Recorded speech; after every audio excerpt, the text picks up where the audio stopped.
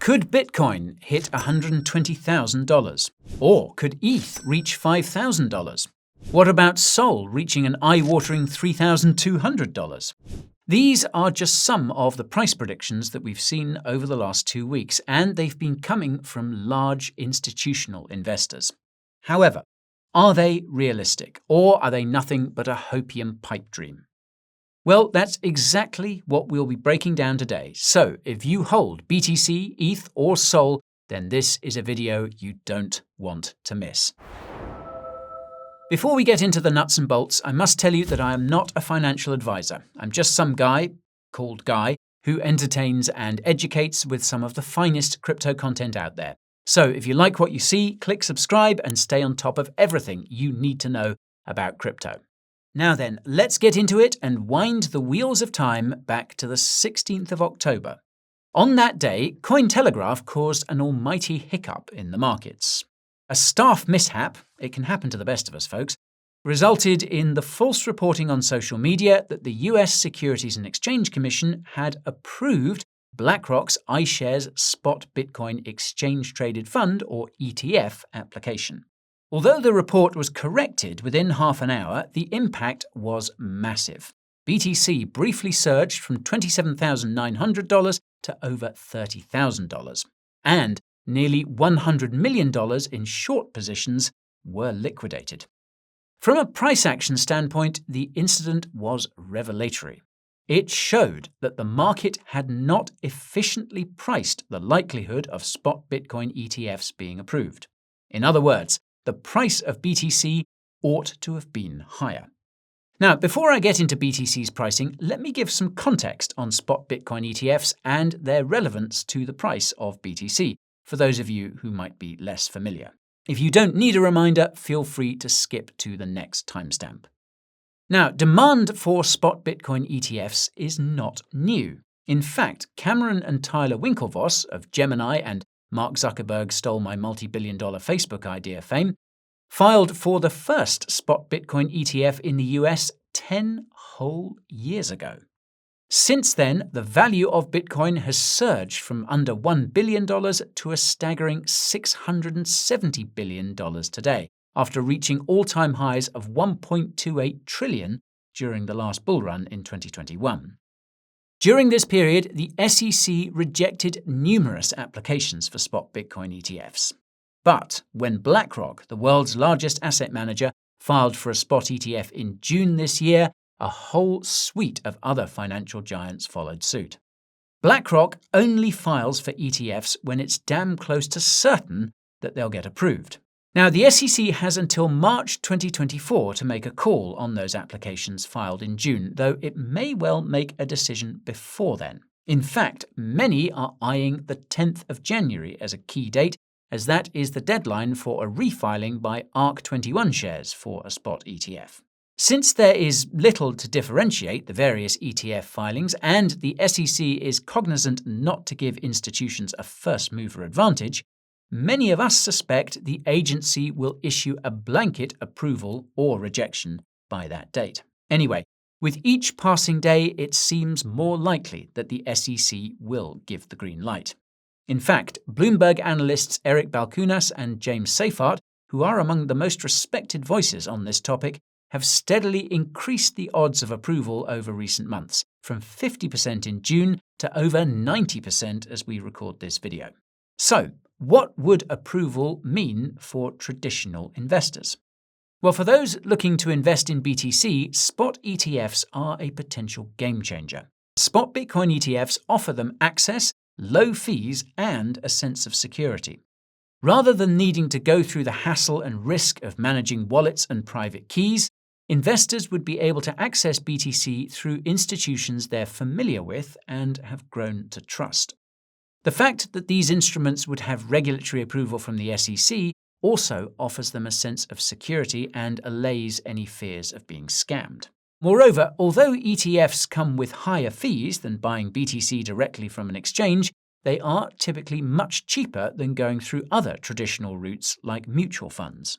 Another point to note, meanwhile, is that great wealth lies with traditional investors, particularly older investors. Indeed, Currently in the US, 62% of wealth is held by those older than 59. And yet, only 8% of people older than 50 have invested in crypto versus 25% for adults younger than 50. So, if even a small proportion of these investors want exposure to crypto, the impact on the price of BTC could be massive. So, now that we have the context, let's see what the experts are saying about the future price of BTC. So, the first prediction comes from Galaxy Digital, a digital asset management firm. In an extensive blog post, Galaxy Digital details how the potential approval of a spot Bitcoin ETF could impact BTC prices. As a starting point, they identify 3 wealth channels that could bring capital to spot ETFs. These include broker-dealers, banks, and registered investment advisors, or RIAs. As of October, these 3 channels collectively are valued at $48.3 trillion. And Galaxy Digital then goes on to make a broad but not unreasonable assumption. They say that if BTC is adopted by 10% of total available assets in each wealth channel, with an average allocation of 1%, then they estimate the inflows into a Bitcoin ETF will be as follows: $14 billion in the first year, $27 billion by the second year, and $39 billion by the third year post-launch.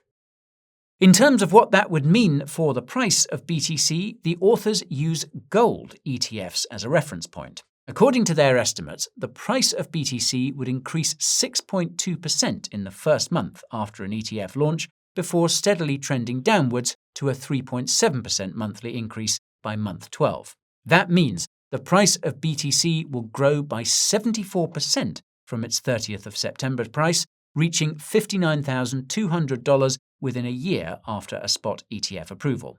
And this is just a modest estimate. In fact, the authors are quick to point out that, quote, "We believe our assumptions on access, exposure, and allocation are conservative, so inflows could also be higher than expected." That is certainly good news. And, reassuringly, Galaxy Digital has put its money where its mouth is, so to speak. Since coming out with its bullish prediction, the company deposited over 4,000 BTC, currently worth over $140 million, into Aave and Compound. Now, if you're feeling bullish and want to invest, just make sure that you're doing so on a reputable exchange. The Coin Bureau Deals page has a list of some of the best crypto exchanges on the market. And not only that, but we have sign-up bonuses of up to $40,000 and trading fee discounts of up to 60%. So, if this is something you want to take advantage of, then head on over to coinbureau.com/deals. Also, linked to in the description, and choose the exchange deal best suited to you. This is only for the viewers of this channel, by the way, and for a limited time only too, so don't let it slip. Right then, let's get on to the next BTC price prediction. This was revealed by CryptoQuant, a data analytics firm. CryptoQuant believes that if Bitcoin ETFs are approved, then BTC could become a $900 billion asset, and the entire crypto market could grow by $1 trillion. To put that into context, the Grayscale Bitcoin Trust, GBTC, which is currently the world's largest digital assets fund, currently holds $16.7 billion in assets, a fraction of the inflows expected if spot ETFs are approved. This gives you an idea of just how game-changing the SEC's decision could be.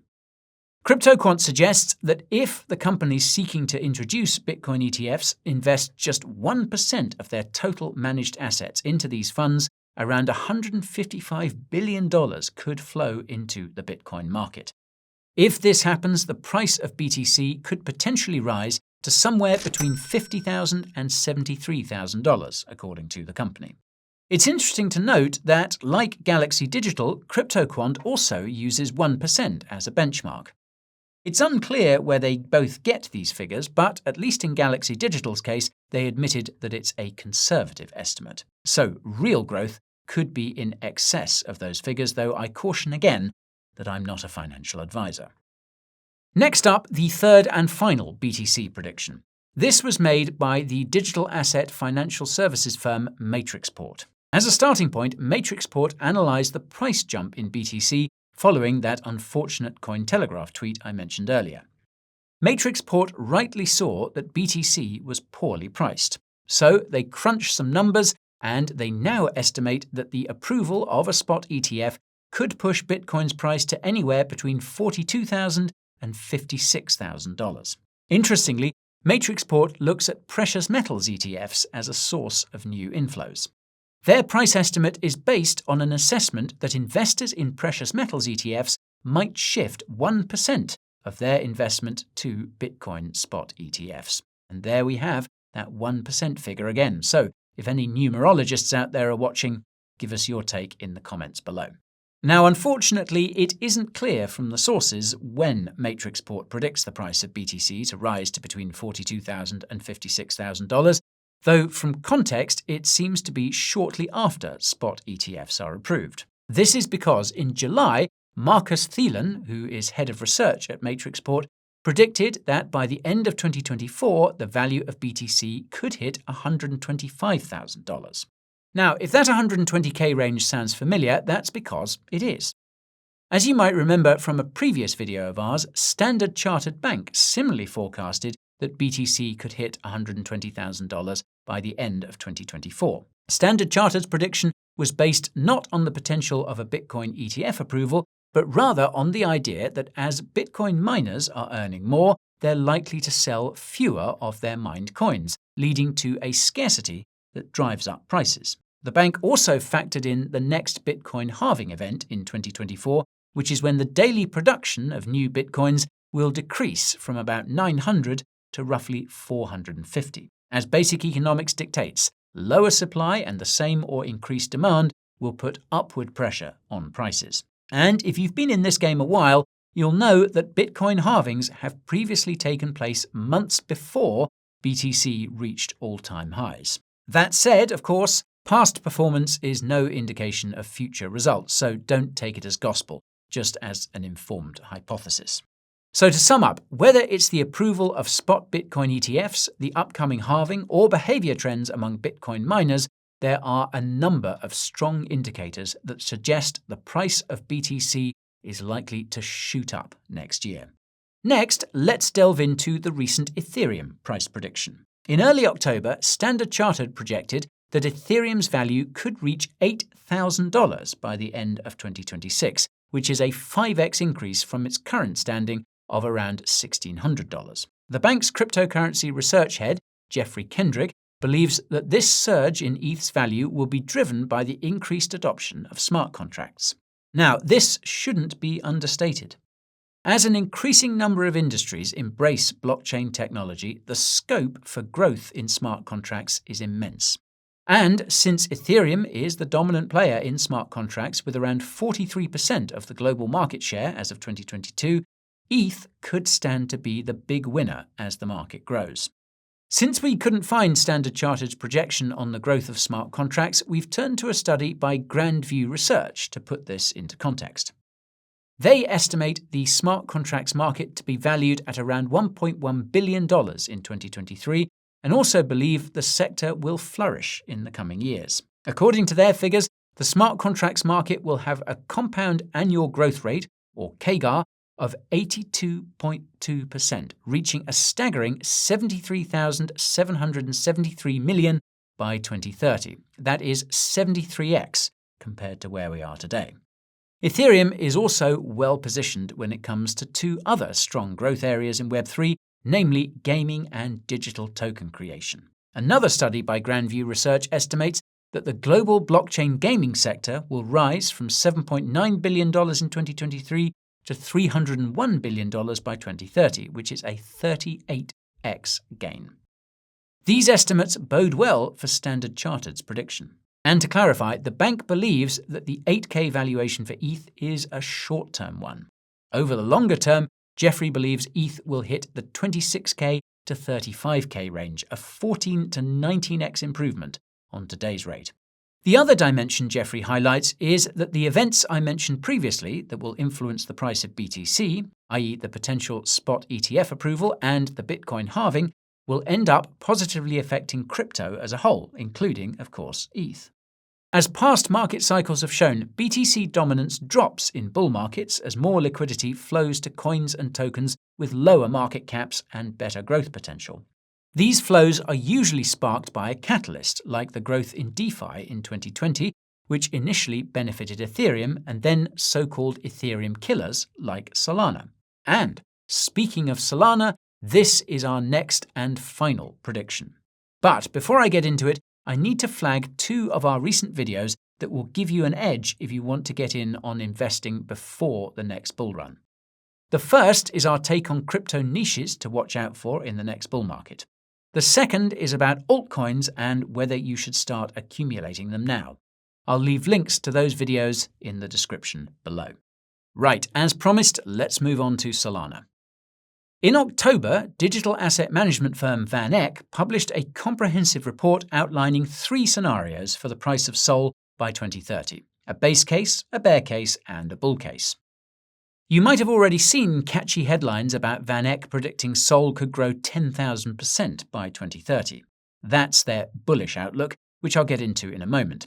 But it's important to look beyond the headlines and dig into the details and evaluate it against their bearish and base outlooks. As I said previously, when you do this, VanEck's price prediction is so wide that you can park a jumbo jet in it. So then, what are the details? Well, SOL's value at the moment of VanEck's forecast stood at about $32. In the base case, VanEck assumes Solana will represent approximately 30% of all cryptocurrency adoption by 2030. The projection suggests that Solana will monetize at a rate that is roughly 20% of Ethereum's, and that its market share will be less than half of Ethereum's. This is mainly because of inherent differences in community philosophies, apparently. If these conditions hold true, VanEck forecasts the price of SOL to reach $335 by 2030, which is 10.4x today's rate. VanEck's bearish perspective, though, is pretty gloomy, it must be said. In this scenario, Solana struggles to establish a foothold and is surpassed by competing smart contract platforms. In such a scenario, they predict SOL could drop to a value of $10 per coin by 2030. Now, in the unpredictable world of crypto, this is not out of the question. Take these 2 charts from CoinMarketCap, for example. On the left, you have the top cryptos in October 2016, in other words, 7 years ago. On the right, you have the top cryptos today. While some of the team members here at Coin Bureau remain bullish on Solana, the truth is that what the landscape will look like in 7 years from now is anyone's guess. Okay, now let's turn to the bullish outlook. VanEck suggests that if Solana can sidestep challenges posed by Ethereum and achieve a similar dominant status in the market, SOL's value could skyrocket to a blistering $3,200 per coin by 2030, potentially generating revenues of $51.8 billion. That's a 10,000x return to you and me. So, which scenario is most likely? Well, that's hard to say, but what is notable is that VanEck revealed that they hold SOL. So, my hunch is they're feeling more bullish than bearish. I should also note that VanEck also highlights the Bitcoin halving and the potential approval of spot ETFs in the US as positive price drivers for the price of SOL in the near term. And if you are looking to pick up SOL, I would like to remind you about that deals page with all those lovely discounts and bonuses. Okay, so there you have it, folks. If you trust these analysts, there is a lot to be optimistic about. That said, I should caution that crypto is not a mature market, and there are a lot of variables, both crypto and macro, that can massively affect prices going forward. So, only invest what you can afford to lose. Keep your crypto stored on, ideally multiple, hardware wallets. Keep them safe. Don't brag about your assets. Keep your keys safe and always do your own research. Oh, and try to have fun along the way as well. The team here at Coin Bureau work hard to keep you informed and entertained. So do drop us a comment, like our video, and subscribe to stay on top of things. We also have a weekly newsletter and regular updates on Telegram, which you can sign up to via coinbureau.com. And before you go, give us your thoughts on these predictions in the comments below. Are you more or less bullish than these institutions? Tell us why. We love reading your comments and they help us generate ideas for future videos. Okay, that's it from me. My name is Guy. Thank you for stopping by.